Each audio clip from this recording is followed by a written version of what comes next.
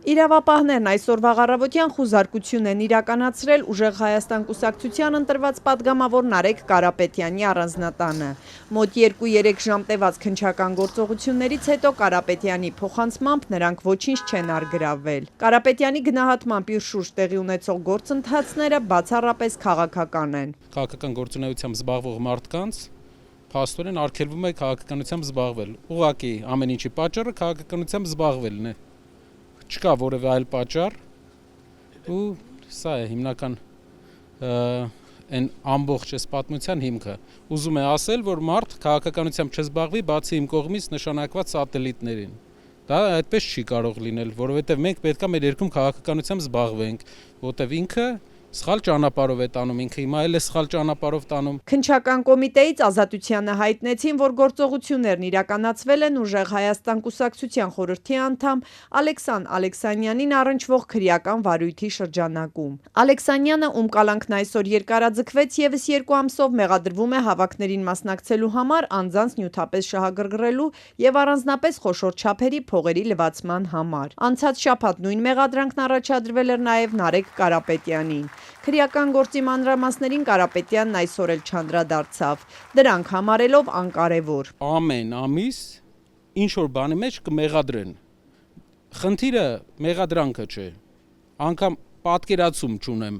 Երբ որ գնում եմ արդեն որորդ անգամ նայում եմ, պատկերացում չկա։ Իրանց խնդիրը սահմանափակելն է քաղաքական օպոնենտին, բայց ուղղակի չեն հասկանում։ Այս մի տարի ուսումնասիրում են ու չեն հասկանում, որտեղ հակառակ էֆեկտ է տալիս։ Ընդդիմադիր ուժերին ընտրակաշառքով քվեներ հավաքելու մեջ մեղադրող վարչապետ Փաշինյանը պարբերաբար հայտարարում է, թե նրանց բանտ է ուղարկելու մինչև հաջորդ ընտրությունները։ Փաշինյանը պնդում է, թե ընդդիմադիր 3 ուժերը Ուժեղ Հայաստան եւ Հայաստան Դաշինքներն ու Բարգավաճ Հայաստան կուսակցությունը ստացած շուրջ 550 000 քվեների գերակշիռ մասը կաշառքով են ստացել։ Ես ասում եմ, որ բոլորը պետքա մինչև հաջորդ ընտրությունների արդյունքների ամփոփման օրը անցկացնեն բանտում, հակառակ դեպքում նշանակում է մեր դատաիրավական համակարգը կանաչ լույս է տալիս ընտրակաշառք բաժանողներին։ Չի կարա այդպիսի բան լինել։ Նարեկ Կարապետյանն իրեն առնչվող գործով հրաժարվել է նաև ցուցմունք տալուց։ Նա այսօր դժվարացավ պատասխանել, հնարավոր համարում է, որ խորհրդարանի ձևավորումից հետո գլխավոր դատախազը դիմի ազգային ժողով իրեն կալանավորելու համաձայնություն ստանալու միջնորդությամբ։ Դա կլինի աննախադեպ իրավիճակ, երբ երկրորդ ուժի, հիմնական ընդդիմադիր ուժի առաջին համարին փորձում են սահմանափակել ու բոլորն գիտեն ինչ նպատակներով, քաղաքական նպատակներով։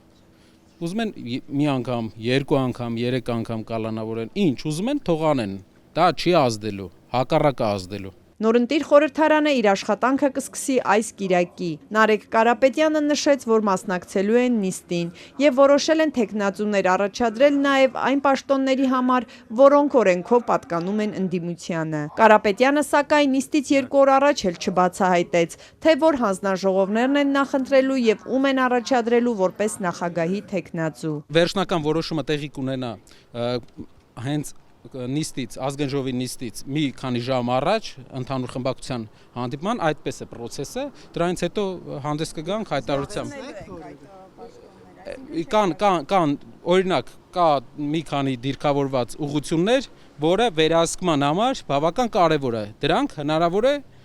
մենք վերահսկողության ֆունկցիա ունենալու համար իրանց գործերին հնարավոր է դիտարկենք վերցնել, բայց չեմ ուզում